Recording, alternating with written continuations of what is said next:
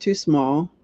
People need to be able to enlarge it. But enlarging text doesn't always work. If you ever try to pinch open larger a website on your phone and it goes off the edge, well, that's what happens if you enlarge a website, even on a desktop, too big, that it's just going to go off the edge. So it needs to have a way to enlarge the text without moving those pictures off to the side or part of the text off to the side. Fonts. Have you ever seen a script font where you're like, what does that say again? It really needs to have a clear, easily read font text. So kind of the fancier font sometimes can be a little bit of a hurdle. Okay, I got you. Yeah, for everyone. And then contrast between the text and the background. I saw a flyer Sunday. It had it had a yellow circle on it with white text on it. And I'm thinking, that's hard to read. I'm not gonna try to read it because strain my eyes on that. So you want really good contrast. Dark on light, light on dark. Black and white works really well. Yep. And then navigation. You want images. You need to have this what's called an alternative text description for each image. And that's in the back end. It's not what people who visit your website see. It's for the screen readers and for the search engines, both. Look at that. So that's right. It is both. I forgot about that. Yes. Yeah. And both of them. So you want it just even if nothing else for SEO, but then also for people's screen readers to be able to understand your website well. They need to know what's in that picture. Your pictures are there for a reason. They need to know why. Other things like your buttons and tabs need to be clear where they're going, so that people understand what they're going to get if they hit that button. Learn more, I see a lot of, and that's pretty vague. So we want to be specific, even if it's learn more about navigation of websites or something, yeah. So, and then headings need to have a hierarchy. So there's the biggest one at the top. That's called H1. So the biggest one at the top is the title of the page. The rest of them are smaller, but they have a hierarchy that, you want the next smallest and then the next smallest yet, and then the next smallest yet, so that it's in a hierarchy of headings that are in the importance of each heading. Okay. And screen readers rely on that heavily because they can read all of the H2, for example, headings, and just those, and that allows the person to essentially scan the site. Got it. Yeah, saves them a lot of time. So consistency just across pages, just make all the pages look like they belong to the website. The layout is similar, the picture at the top or something else at the top, logo, whatever is usually on there, make it on every web page. And we mentioned the flashing animation. That's, needs to be able to be stopped or left off completely. Unclear buttons and tabs. I put that twice because I think it was very important to me.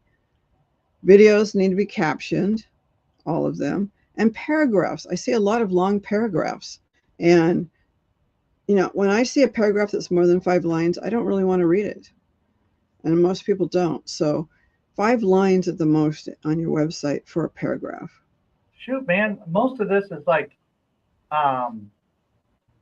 best practices in building any kind of website for that matter. Like a lot of this is very, very helpful just to have a refresher on this. Say, look, let's fine tune this. Let's get this really where it needs to be, because a website that doesn't have good contrast, the navigation is unclear, or you're not sure where you're going, like any kind of things that would cause confusion. Like this is a really good list. Thank you, Nate. Appreciate it.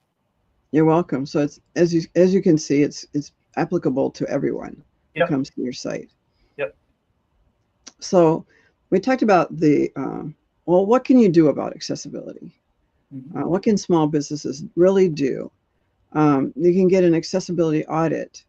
Somebody can review your site who's an expert, or you review your site according to like a checklist of something like that.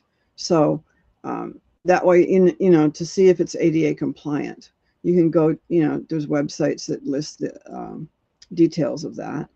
And is that something you do for clients as you do an ADA review?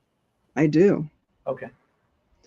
And I'll come back to that in a moment. The WCAG, the Web Content Accessibility Guidelines, they're the guidelines that provide the standards for web accessibility.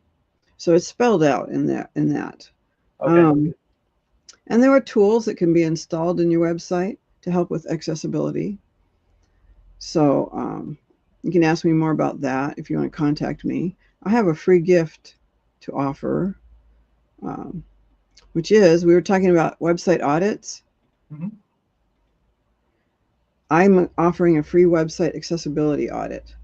So I'll take your website and look at it and let you know exactly what needs to be done.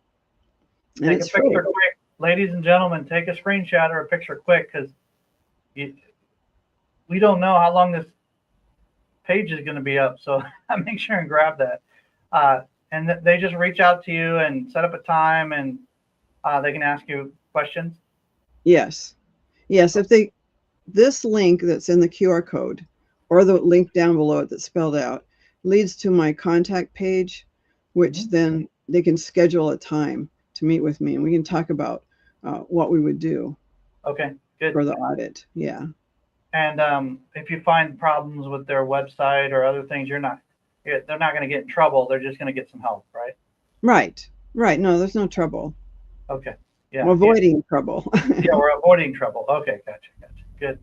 Well, hey, this is what I did personally, and I'm very thankful that I did. I reached out to Nate, we connected, we worked out something where he would be able to help us with these compliance pieces, and always improving, but there's spaces and places that you just really need to be ahead of the game. Otherwise, there's too much risk out there to eliminate communication with a really important segment of population, or in worst cases, breaking the law. So make sure and reach out to Nate so you can get into compliance as quickly as possible. It's going to make you money, so do it quickly. So that'll be a smart move for all the business owners, nonprofit leaders. A lot of the nonprofits tend to be a little bit more empathetic towards this train of thought. But the business leaders need to really pull up their britches and get some things done that is going to make sure that they're in compliance, and they're also helping their audience much better. So really appreciate your work, Nate. Thank you so much. You're very welcome. Thank you for having me on. All right, take a screenshot, ladies and gentlemen. Reach out to Nate. Mention that he was on an awesome broadcast with the name Giver. He was on the Giver broadcast and on that summit, and he'll give you some goodies there, and just walk you through how to best get in compliance with what you need to do to reach more of your audience. So that'll be good. All right. Well, thank you again, Nate. We have another presenter coming right behind you, Nate. Her name is Brenda. She's amazing. She's the solutionist.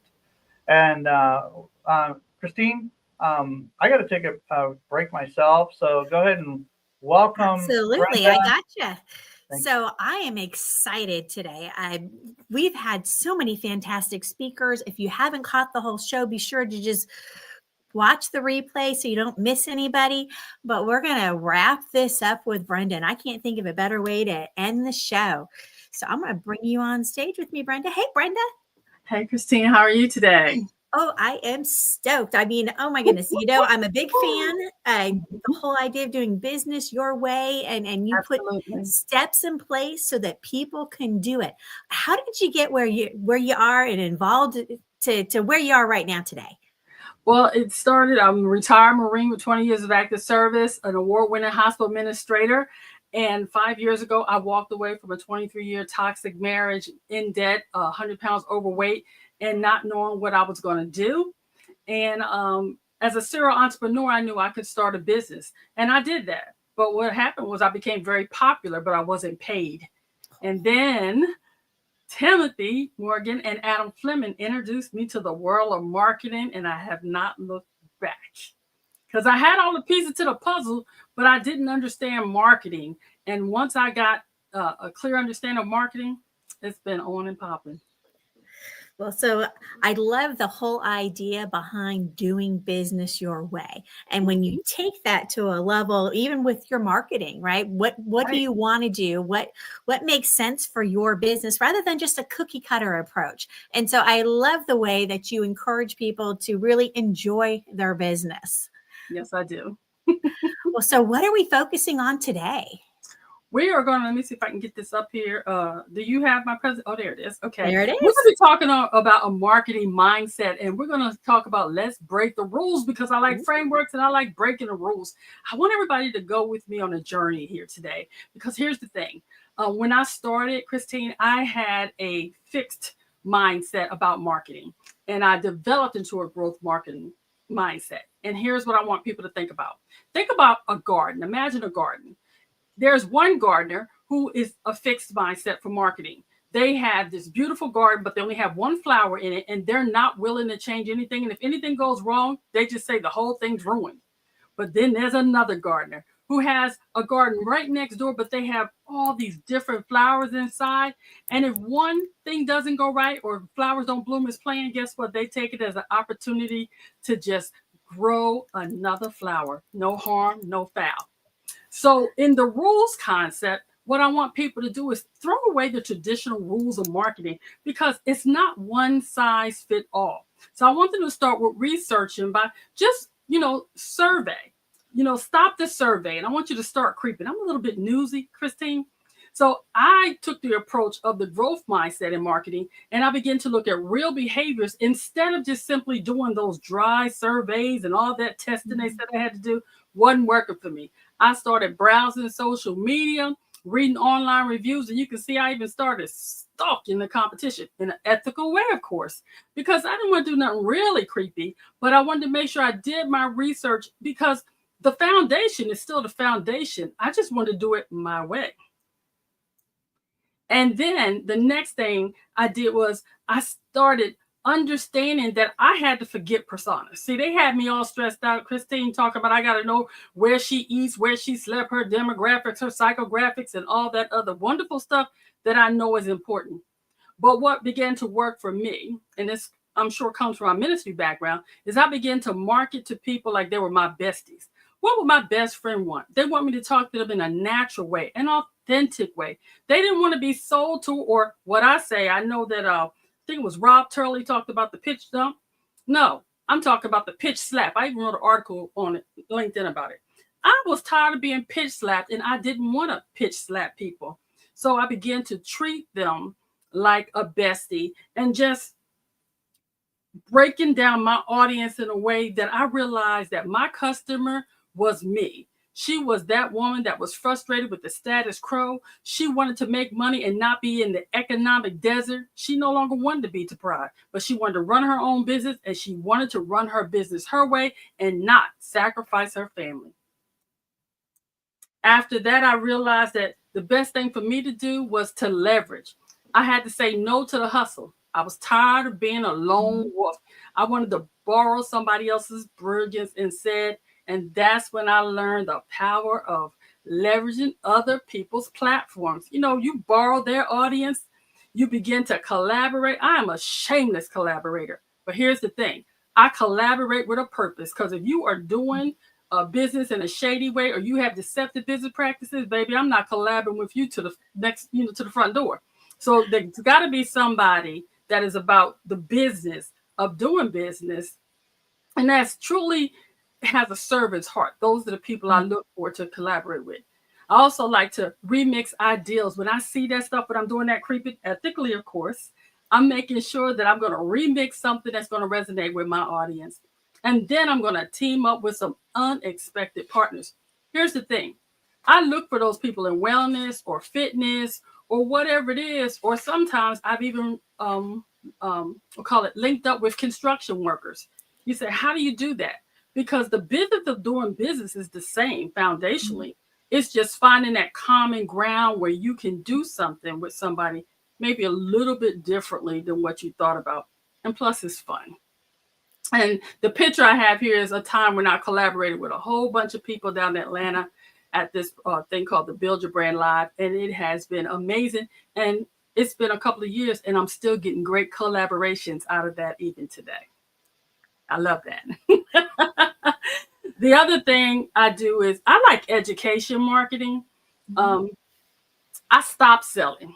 I started looking for the entertainment factor because what I really knew is that people wanted something visually stimulating. They wanted something that, what do you call it? Resonated with them. The kind of music. Sometimes I use country music. Sometimes I use jazz, pop, rock. I've even used a little bit of heavy metal. But also not taking myself so seriously. When I first started, I thought marketing was dress right dress. That's a military term. Everything had to be lined up, side by side, perfect, and match all the frameworks that I learned in the marketing classes that didn't make any sense for me. It was like alphabet soup, AID, PAS, PAS. Oh, baby, confusing for me. Mm-hmm. So when I got out of the marketing box and began to realize that if I would simply show up as my authentic self and have a little fun, create some skits, and have a conversation with the people that were coming to see me on the different social media platforms, I could educate and entertain in a way, and I didn't have to do a hard sell. And that was real important to me. Mm-hmm. Then finally, I just simply had to stay focused. I've been accused of being able to plan a trip to the bathroom, and that is the truth. And that's because my military background and also working in a hospital, both of them were situations that were life and death hung in the balance. If I didn't do my job, somebody died in the Marine Corps. If I didn't do my job in the hospital, somebody potentially could die there as well. So we had to have everything precept upon precept, rule upon rule. But in marketing, baby, I can do things my way, and I do that on a regular basis. I say for me, the best plan is no plan. Now, mind you, I encourage all of my clients to use content planners, to have marketing plans, map it out, plan it out. But here's what I want you to do. I want you to be Semper Gumby. Some of y'all might be too young to remember Gumby. He's always flexible. This is a childhood toy that keeps me and reminds me not to take myself too serious. And what Gumby knows is that, because he's going to be trending soon, I'm trying to make him trend again, is that when you have a marketing plan, if you are tied to that plan, you can miss out on some really good opportunities of things that's happening. And you know what? I made a mistake. I didn't even check to see what was going on right now. But okay, here's something. Unfortunately, it's a tragedy. But imagine having a business that sold fire retardant and you were not talking about the California wildfires.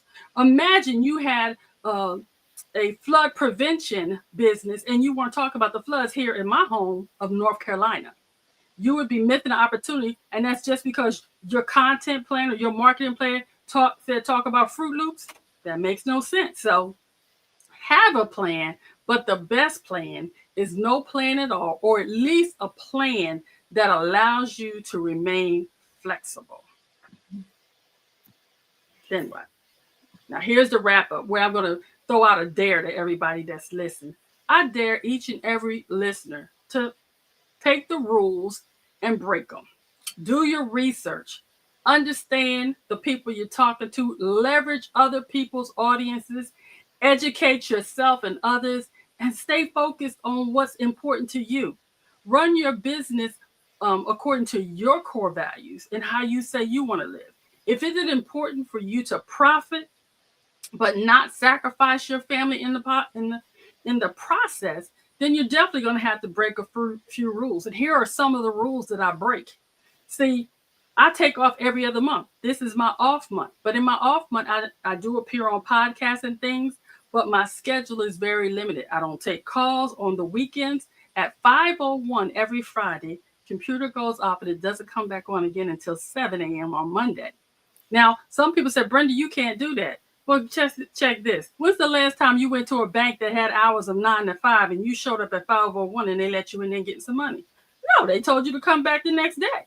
On Friday, do they not close at 5? And you cannot come back until 9 on Monday? So guess what? The solution is can close also. There was a time, Christine, when I would take calls all day and night because I have an international community that I serve. I wasn't getting any sleep. And people in Japan, Dubai, the UK, Buenos Aires, they didn't care. They wanted their needs met. But once I set clear parameters and boundaries, they began to work within those boundaries when I kept them. I also say pick a rule. Just pick one rule that you've been itching to break and break it and have fun doing it. And then share the results of the rules that you broke. What happened when you actually set clear working hours? When you set a new boundary, or when you tried a new campaign that everybody said, no, that's not going to work, but you did it anyway. Because what I want to remind everybody that if you can dream it, you can do it. I want people to dream big and then dream bigger than that. And above all, I want them to have some fun, because marketing to me is a lot of fun. When I look in my marketing garden, I see all the colors, all the opportunities to get out there and just do something out of the box. And one way I'm doing that, coming up soon, I'm going to be doing some things on my YouTube channel where I'm going to be diagnosing people's business problems and then solving them. And we're going to have a blast and make it a lot of fun. And I'm looking forward to doing that. And that's what I mean by breaking the rules. And as you can see, I'm pretty passionate about it because I want everybody to have as much fun with marketing as I do. And I dare them to do it. Oh, I love the attitude, Brenda. I really do. You know, one of the reasons I'm a huge fan, doing business your way and having fun, right? There's no reason to not be authentic, right? If you're yourself and you're doing what you love, why not share that, right? Why not go out there and interact with people on that kind of level? And I think there's a certain amount of attraction to that, right? Do you find that it helps attract your tribe? It does attract my tribe because the women that I come across, a lot of them, they already have the pieces to the puzzle, Christine. What they don't have is a clear strategy, a simple structure or system that allows them to make their businesses profitable and then not sacrifice their family life. I have one lady I work with. I asked her, I want you to tell me what your perfect day will be like. And I want you to talk to me about it from the time you open your eyes. I love the perfect day exercise. See, because for me, my perfect day is when I wake up, the first thing I do is, God, I thank you. I say my prayers. I give my 10 gratitudes. And then I get up, sit on the side of the bed. I drink my bottle of water, 16 ounces. And then I'm off to the races. I'm in the bathroom putting on my PT gear. Then I go do my workout. Once I'm done that, I do my shower. Then I'm down here checking my emails and doing all the things like that. And then I have a whole schedule throughout the day. My perfect day ends no later than 3 p.m. daily. And that's a choice. People say you can't. Yes, we can. But so many of us are so busy being busy that we're really not doing nothing. I asked are you doing any income producing activities? Where's your next sale coming from? Are you tracking your KPIs, your key performance indexes? And also, are you trying to do everything in one day as opposed to spreading the love? Actually, Monday is marketing for me. Tuesday is making sure I do connections and client calls. Wednesday is all about wellness and making sure that I tapped into what it is I need to get done because it's midweek. Now I'm looking back and looking forward. Thursday is always a gratitude day for me because that's Thankful Thursday. And that is when I take time to do videos, recordings, things of that nature. And then Friday is Face It Friday. That's where I'm facing anything that I didn't do all week long that I knew I should have done. Because at 5:01, guess what? Come hell or high water, that computer is going off. So I bet that probably helps you to be very intentional with your time and with your efforts. And you know what's great about that? That's my day. But now I have another client that ain't her day. Her day doesn't even start till 9 a.m. because she's not a morning person. And I said, well, if you know that, why are you trying to get up with me at 5:15? Get up at 9 a.m., ship your day. She's an empty nester. Who you trying to impress? That's why I say the best part of doing business your way is you get to decide. And guess what? She actually started seeing a better outcome. Her clients talk about how much nicer she was. Because imagine talking to a person that's not a morning person first thing in the morning and they haven't even had their cup of coffee. It ain't pretty. No, that sounds pretty bad. Pretty bad. But when you start doing business your way, right, and you start approaching your marketing and your business in a way that it's in alignment with you and your values, I can see that. That's a game changer. It's a big game changer. And one thing I tell people, I ask all my clients to, I don't care about what religion they are, but I do say you should have a spiritual practice that allows you to have a strong set of core values so that you're coming from a place of knowing what you will and won't do, so that you can walk and live in integrity and do your business in integrity as well. Because too many of us are lying to us. See, I was a bald-faced willful liar. I was telling myself I had a business when in fact I had a hobby. So you have a hobby when you can't tell people your break-even point, your churn rate. As we were seeing earlier when Rob and Tim and all of them were telling us, and and Jennifer, love Jennifer, making connections. When all of them were talking to us about the different metrics that they use in their businesses, I could have told you none of that stuff a couple of years back, because I was doing what a lot of entrepreneurs do. I was showing up, I was throwing spaghetti on the wall with no idea how much I was spending on advertising, how much I was spending on software. I knew about break-even points, but I was too busy to do the math. That mistake cost me a lot of money. That's why marketing is so important, because when you have a clear marketing plan, it's a roadmap to success. But the thing about it, it's a living, breathing document that can give you a lot of direction, and you can have a lot of fun with it if you don't take yourself and it too seriously, but serious enough to be that you're about your money and you're about your plan, but you do it your way. Brenda, you're such an encourager in people who meet with you and don't get a little bit of electricity that they can use for their day. That means they got their connections all wrong, or something's happening. So if you want some electricity, ladies and gentlemen, especially if you're a solopreneur, a solo practitioner, a sole proprietor, and you're a female who wants to rock it and take it to another level, reach out to Brenda right away. Look up Brenda the Solutionist, and you'll be able to find her online in multiple places, kind of leveraging her branded name there. So yeah, there you go. Take a screenshot, take a picture, do whatever it takes to set up a time with Brenda, and you won't regret it. I know that we've talked many times, connected on many levels, worked together on different levels, and I always appreciate the fire, the determination to go to that next place. She's almost like a personal trainer for your business. And I would definitely put her in that category as somebody who inspires while they train. And there's different gifts, different mixes that we all have. And Brenda comes with an element of faith. She comes with an element of business acumen. And she's also put into practice what she teaches. So she's not a person that will tell you to do one thing, but she really doesn't do much of it at all. Like, she's at least tried it. She knows the results of it. She may not be perfect at it, but she knows how to walk you through the first few steps of getting going on that.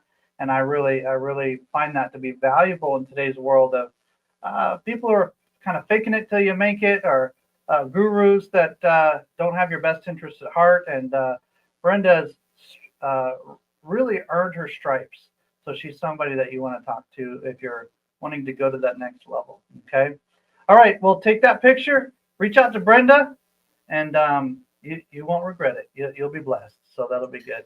Yeah, I just dropped in the chat is the link to connect with her on LinkedIn. So reach out and connect. And it says that you've got to claim your free ebook. What's that about, Brenda? It is the Zero Budget Big Impact, because I'm all about the freemium. I think that when you're first starting out, or even if you've been here for a while, knowing the things that you can use that are low cost or no cost can be a game changer, and it's all quality stuff. So I got 8 tips, online tips that people can use for marketing that I think they'll be pretty surprised of. Some of them they probably know, some they don't, but I think they'll have fun trying them. Oh, how'd you get bit.ly/0budget8? That's a good one. Yeah, I just typed it in. Okay, all caps. all caps. bit.ly/0budget8. The number 8. So yeah, little tip, Bitly is case sensitive. So keep that in mind whenever you're doing a Bitly link.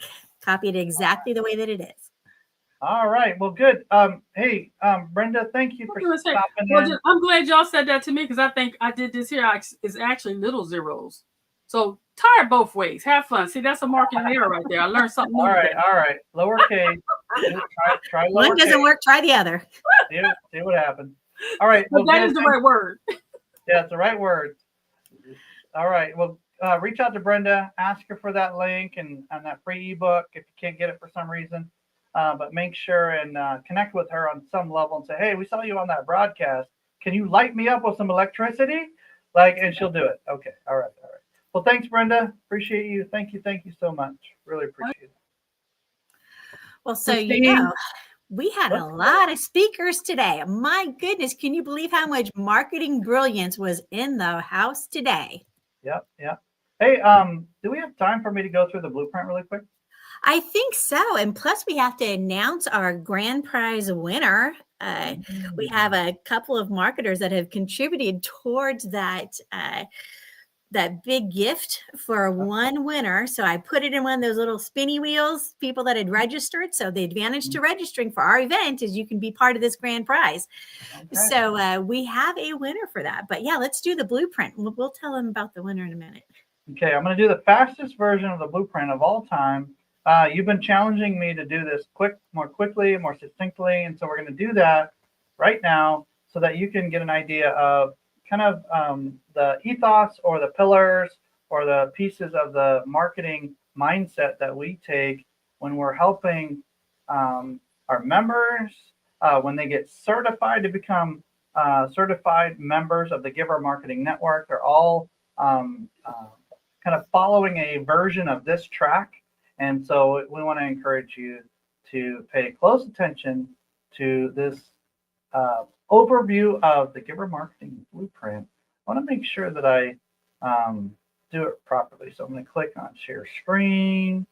I'm going to do it that way this time, Christine. So that'll be good.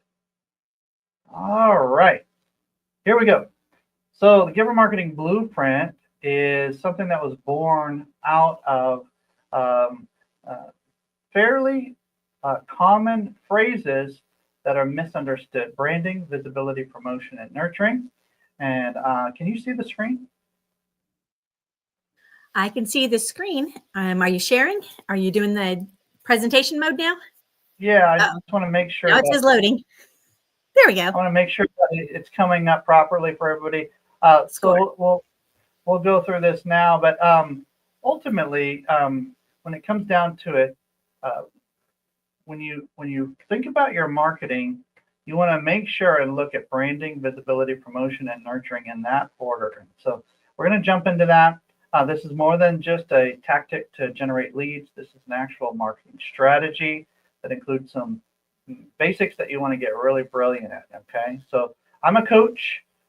Christine is a coach. We oftentimes coach clients together even and other team members and helping them radically improve their ROI, return on investment. We do that by introducing our team members to projects and have lots of fun doing that. And we are the highest rated reviewed network of marketing professionals, communication, media, PR professionals on the planet. We see great results from our clients. Some are generating millions more than they were in the past. And our core values are what you saw today from our presenters. They're high collaborators. They love to measure results, bring high levels of efficiency, attitude, a good attitude, transparency, and energy level like you saw from Brenda just a minute ago. Who benefits from this? It's you, because you're hungry, you're coachable, you're here, you're wanting to learn, you're wanting to grow, you're in that abundance mindset, but maybe you have some frustrations with some of your marketing efforts. So we're going to do a flyover of the non-negotiables of marketing, okay? You want good information so you can apply it to your business. And there are people like Bob Berg who have paved the way.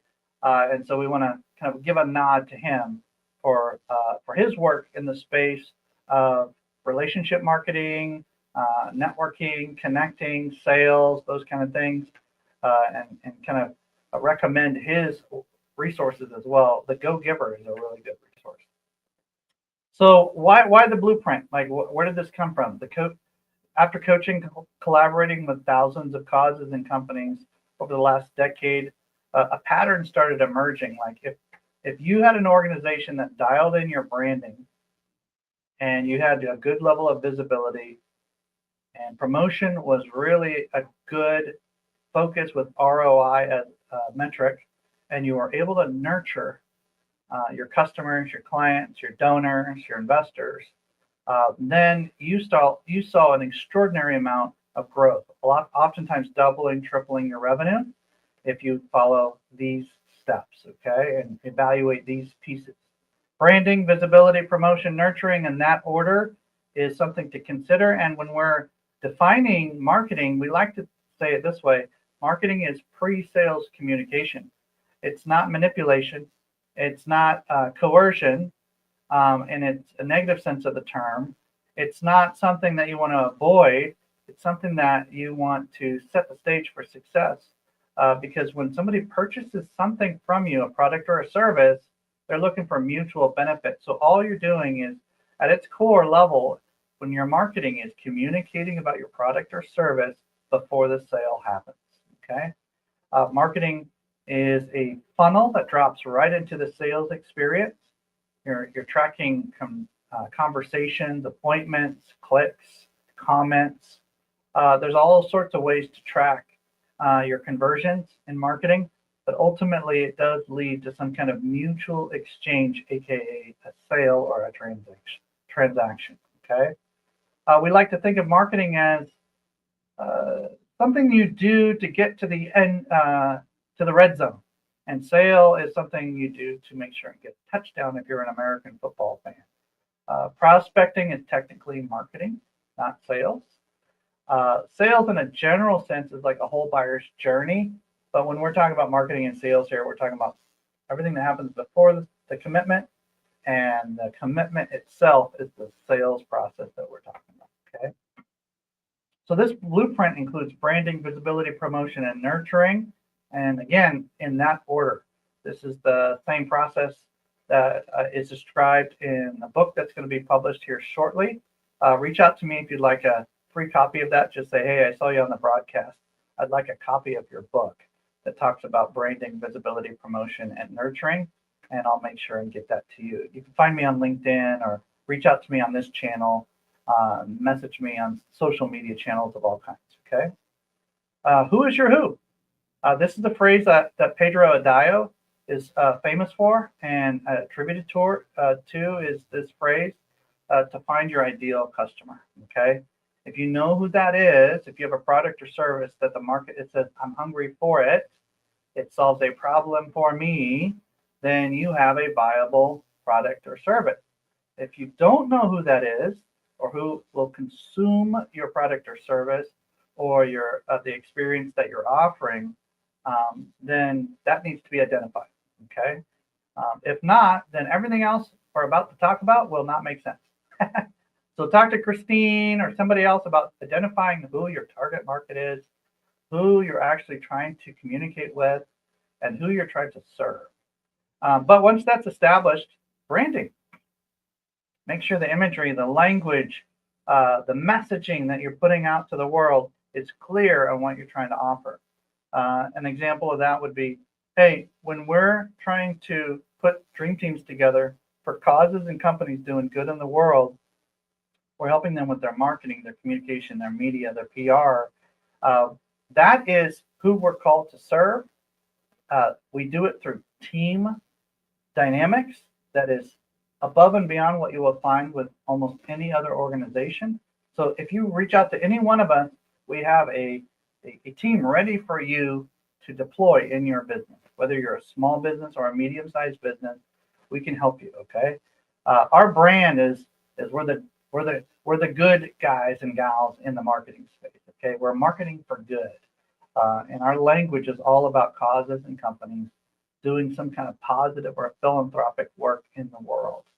And they can do that through their products or services. Once you establish a brand that is really dialed in, you can expect a tremendous increase in your revenue. Okay. One of the best definitions of branding I've ever seen is your brand represents the sum total of experiences found in the marketplace. This equates to how you've carved your reputation. I heard one other person say, it's what people say about you when you're not in the room. It's your reputation.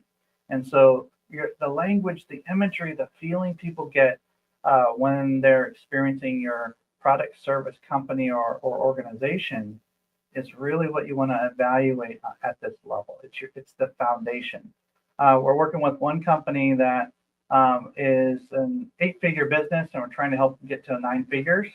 And they're really close. And so we're going to try to push them right over that line.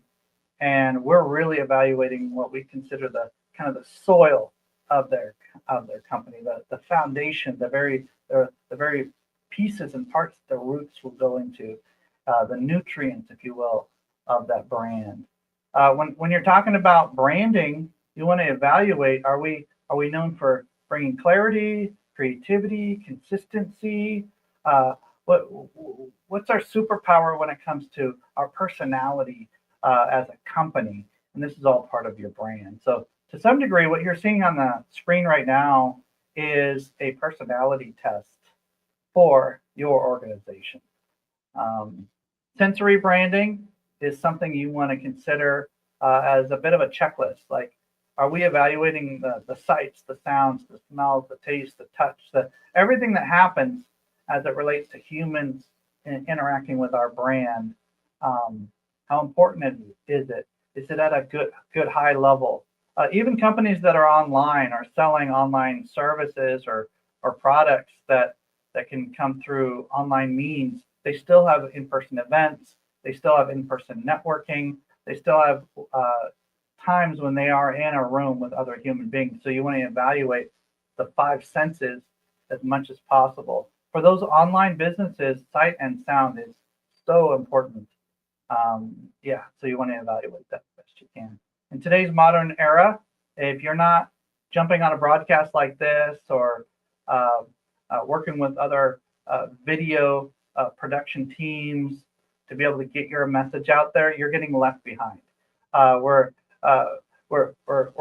coming to a place where if you don't have video representing your brand, you're so far behind that we're going to need to catch you up so that you can start leveraging that as just a baseline, so that some other things coming down the pipeline like AI and other technologies, augmented reality, virtual reality, are going to start coming in the next 10 to 20 years. So you're going to want to have video content already in the pipeline. Otherwise, your brand will suffer tremendously. So we're almost at that place where if you don't start soon, you're gonna have some issues. It's gonna take quite a bit to catch you up. Okay. What about authority branding? Like Christine talked about collaboration with others. If you partner and have these partnerships with others that you find to be a good match, there's good alignment, then your brand will benefit tremendously from that as well. So that's another clue around branding to make sure that you're dialed in. All right, last but not least, tell your origin story. You'll notice that every one of our team members who came on and presented today shared a little bit of their background, their origin story. For me, I was a nonprofit leader, ended up buying, selling, building businesses along the way. And then about 10 years ago, I went through a midlife reset and had to reevaluate how I wanted to serve the communities that I was involved with. And I found that marketing and communications were part of my superpowers, as well as team building and community building as well. So I ended up starting a community that helped marketing professionals collaborate, build dream teams for their clients. And now we have the Giver Marketing Network. So it's my privilege to serve causes and companies doing good in the world through a community of marketing, communication, media, and professionals that can serve you at a very reasonable price and create extraordinary results because of how they collaborate. It's our superpower. It's the way we work best. All right, so your branding micro assignments, should you choose to accept it. The 1-minute intro video talks about your background, your aha moment, and why and how you help your who. Okay, everything we just talked about, kind of we pull it all into a little origin story that represents your brand, your company, your cause, your organization. And we want you to have that origin story in your back pocket at all times, ready to go. If you're on a podcast, a broadcast, if you're in an interview with a potential power partner or client or even team members, you want to be able to share your origin story so everybody knows that narrative as you go into the next part of that conversation. It's so powerful for internal use and external use that we find the origin story to be the best use of 90 seconds on the planet. So post that in our Facebook group. Go to givermarketing.com/group or search Giver Marketing Network in Facebook, and you'll find our group that you can post your origin story in. Plus, people might want to know more about your business if you do it really well. Okay. So again, it's your background with a deep aha moment, why and how you help your who, and then your story starts becoming intriguing, and people will ask you more about what you do. Okay. Remember, why and how you help your people. All right. So the blueprint includes branding, visibility, promotion, nurturing. We just covered branding, and I'm going to quickly go through the other 3 pieces, and then we'll wrap up today. This is a way to reach out to me if you want to set an appointment, talk more about either joining the Giver Marketing Network. If you're a professional in the marketing, communication, media space, we can interview you and see if you're a good fit. It's invite only, and it's by interview only. Okay, so we welcome those to reach out and see if you're a good fit for that. Those who would like to see a dream team built for their company so they can take marketing to another level, reach out to one of our members, myself included, and we'll make sure and build a dream team for you. Okay. All right, visibility. What is visibility? Well, we talked about search engine optimization earlier. We talked about a lot of these other pieces that help people find you, making sure you're not the best kept secret in your industry or in your region.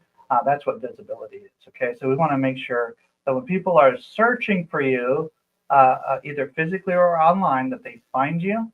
You're easily able to be located. And if you take some of the tips you learned today around websites and Google Business Profile and social media channels, and really grab that real estate, then you should be found fairly easily. We have a tool we call it our directory tool, but it's a visibility tool essentially. Givermarketing.com/visibility will allow you to take an assessment, no cost to the assessment, to be able to see if you are actually online in a meaningful and a consistent way. Okay, so again, givermarketing.com, our website, / the word visibility, 4 I's in visibility. Can you believe it? 9 out of 10 people go online before making a buying decision. So make sure that what you have online is actually consistent and accurate. And that tool will help you do that, and it will make you money. Okay. What you're trying for is a 0 error rate on that tool. Another tool that we found super interesting is you can find it at givermarketing.com/gbox, the letter G, the word box, our website /gbox. And it allows for people to give you reviews quickly and easily online. Okay, so that's a fun tool for you to play with. It's a DIY, you can do it yourself. And while we're here, I'm going to ask that if you're watching this and you found this information, the previous parts of our summit to be valuable to you, go to givermarketing.com/kind-words and leave some nice words for us online. We are the highest rated reviewed network of our kind because people tend to really value what we bring, and they do express kind words on Google and other places. So if you go to our website /kind-words, you'll be able to say a few phrases that will help us with the search engine for our brand and our community. And we really appreciate it if you would take some time to do that. givermarketing.com/kind-words.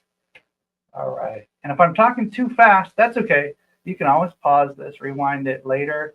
If you're watching this live, you can always watch the recording. We just want to be able to get you the information as quickly as possible. Okay, this is for you. This is so you can take your game to another level this year and the year to come. Okay. All right. So not only online visibility, but offline visibility too.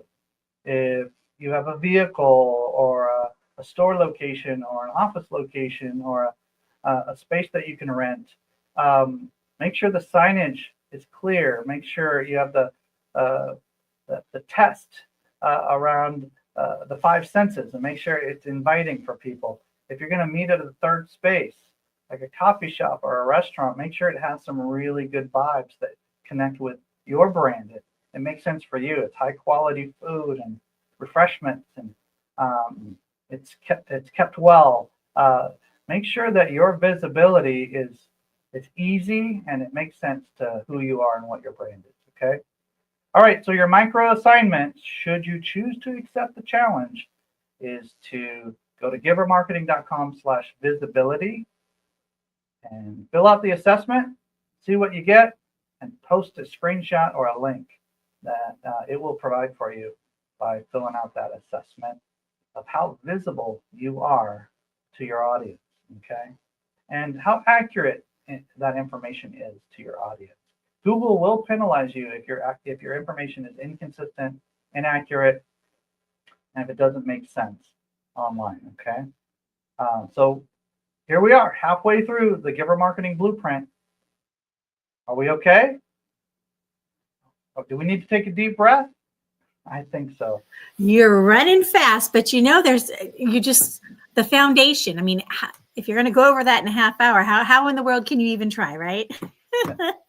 One of those things where, Christine, you and I have gone over this so many times with clients, with each other, with team members, with others. It's almost like if we don't get these things right, why do the other things?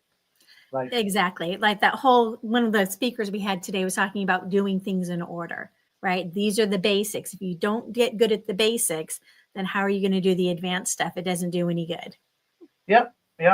And I mean, we're taking $100 million companies through the same process. So it doesn't matter where you are in business, what stage you are in business. Get the brilliant at the basics, and this is the basic. Promotion matters, right, Christine? So we want to make sure we're not a spam. We're not taking a spam approach, but we're taking a classy approach.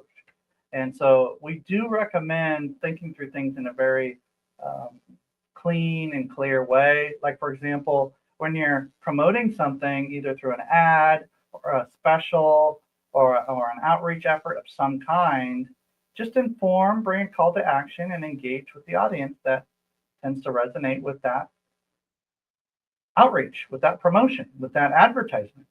And so most people think, when they think marketing, they think ads. But quite frankly, it's much more than that. Ads is it's the fun part where you can track it very easily. But everything else can be tracked. And when it comes to promotion or advertising of some kind, if you inform with clarity, with a good messaging, give a call to action that makes sense, it's very simple, it's not too complex, and then you engage with your audience well, you should be head and shoulders above the rest. Like, you should be shining through pretty well if you just do those three basic things when you're putting ads together.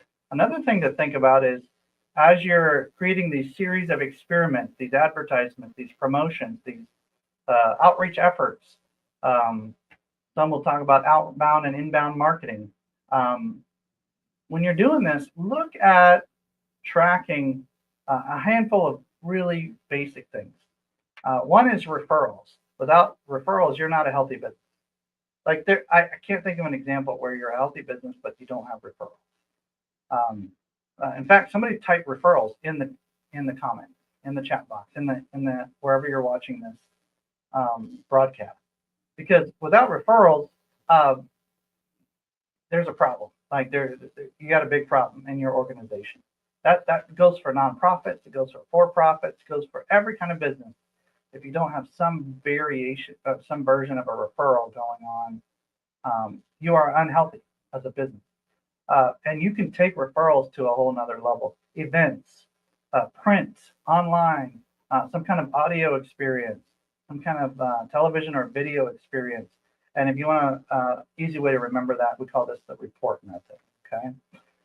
All right, I want to make sure that I'm clicking the right buttons here. For sake of time, I'm going to go through this very quickly, but you do want to budget for referrals and your referral systems. That includes software, it includes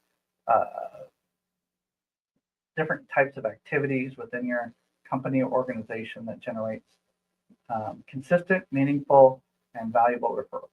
Events, you want to offer high value, get contact information, of course, follow up quickly.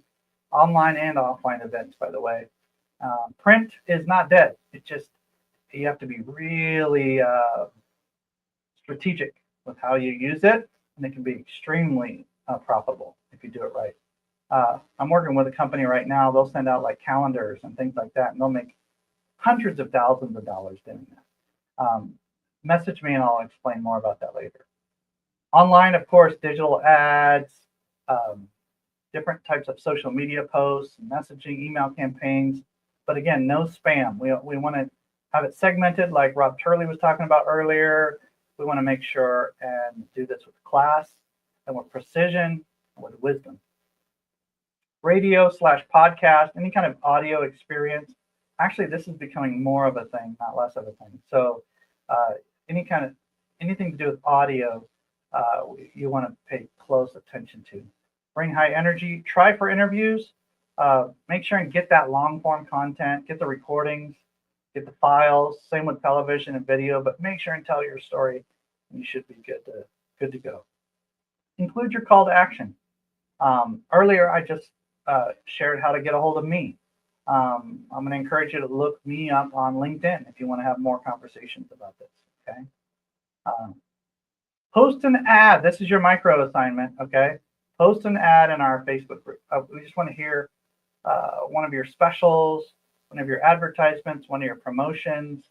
We're good with promotions in our Facebook group because we're a marketing related group, okay? So go to givermarketing.com/group and post something that you're proud of.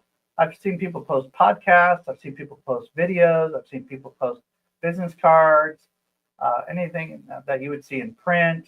I've seen people post their referral links. I've seen anything that would be considered a promotion. We want to evaluate that and give you feedback on that, okay? In our Facebook group. All right, last piece. Buckle up. By the way, this piece was added because clients asked for it. And it's basically your post-sale or right up to the sale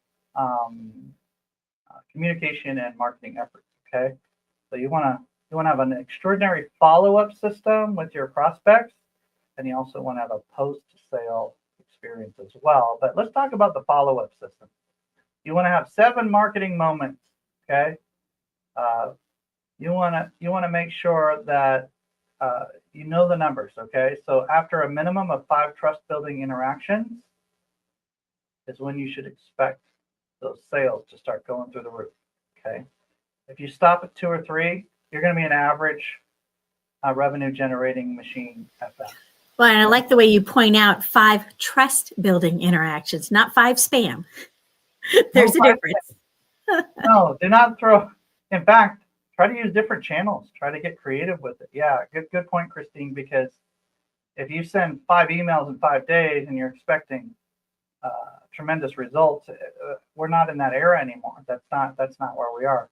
What you want is maybe an email and a social media connect, and then an interaction that includes maybe some kind of appointment set up with a Zoom chat or a phone call, or depending on what industry you're in, you're going to need to get creative with several channels. They call it an omni-channel approach, but if you get 5 trust-building interactions happening in a short period of time with class, you're going to do really well. Introduction is number 1.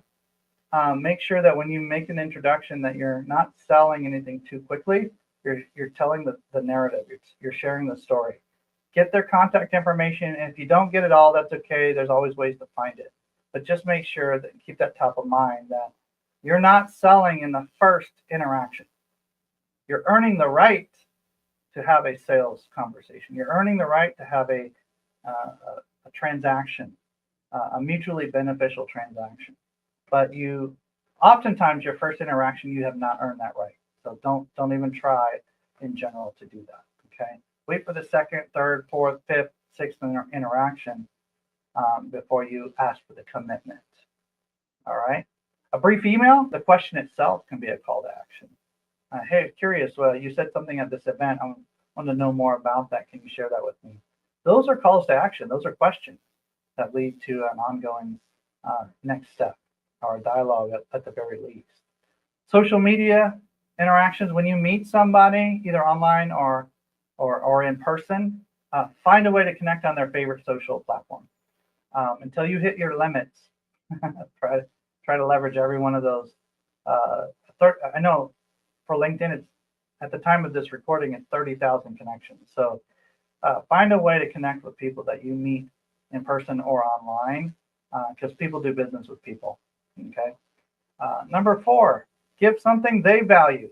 It's a keyword they. As you underline keywords, I think they is a good one to go with. So if they value something and you know it, give it to them, gift it to them. You don't have to give them the whole farm. You just need to give them something they find valuable. Okay, could be small, could be medium, something related to your service, something unrelated to or indirectly related to your service or product. But give them something that they'll remember you, and they'll find an affinity towards you based on your gift, your generosity towards them. It could be a referral. It could be an invite to an event, which we'll talk about in a second. It could be a physical gift that they mentioned that they were interested in. It could be some one of your services you would normally charge a small fee for, but you decided you wanted to bless them with it. But make sure it's strategic. This is not random. These are not random acts of kindness, right, Christine? They're strategic gifts. It's something that they'll like. One of my favorites is I had a client send a tiara. So, for a diva, that was perfect. They will always be remembered in my mind. That's right. We had a member send me some really interesting popcorn one time, and others are sending birthday cards and gifts. And I just find it helpful when I receive them and we send them. Christine, that's a really good example, actually. Now you're going to get a bunch of tiaras in the mail. Watch. It'll be fun. All right, number 5, invite people somewhere. Sporting events, affinity groups, business groups, special things that you're going to be at. If you're keynote, never go anywhere alone. There you go. That's a great phrase. Problem solved. Try not to go places alone. That's really good. Personal notes. Hey, don't forget about snail mail, little postcards, text messages, social media messages. It doesn't always have to be a part of a campaign. It can be, but it doesn't always have to be. So if you have a list of like top 50 or top 100 that you want to make sure and stay top of mind with, create a system around it. Every Monday I send it, I send messages to my top 100 or something like that, but make it personal, genuine, authentic, because you actually want to do business with them. You want to power partner up with them in some way, create those strategic partners or channel partners. Super powerful when you do that fairly consistently. Phone calls. Hey, there's nothing wrong with a quick 10-minute phone call. We do a training on that. If you want to know more about that, let me know. I've probably done 4,000 or 5,000 10-minute phone calls in the last few years, and I'm finding that they're probably the most efficient, effective ways to get to know somebody, swap stories, find possibilities very quickly. You don't have to set up a 90-minute Zoom chat just to get to know somebody. You can do that in 15 minutes, see if there's alignment. Don't leave long voicemails. Don't dial for dollars and hope that they answer the phone. Those days are over. With rare exception, those days are over. So we want to definitely set appointments, have short phone calls, don't leave long voicemails. I had one client I was working with. They're an office of like a $5 billion company. And one of the people stood up and said, or raised their hand and said, hey, if I don't want people to call me back, I just leave them a long voicemail. And that was pretty much the day I knew that long long voicemails were no longer going to be helpful. Unless it's like a family member or something, I would not leave a long voicemail. Okay. All right. Well, your nurturing micro assignment, should you choose to accept it, is post your nurturing touch points, whether it's 3 or 5 or 7, a handful of touch points in the Facebook group. givermarketing.com/group will get you there, or you can search Giver Marketing Network on Facebook in the groups section. Okay. And that's it. That's what I have for us today, Christine. We got to move at the speed of trust, but here's your micro assignments. And we highly recommend you take those seriously because they will make you money short term and long term. And that's it. Did I do good? That's a wrap. I'm impressed. Yeah. You narrowed it down to some of the basics that you really do need. Good job. Thanks, Christine. I appreciate it. Well, hey, we had some fun today.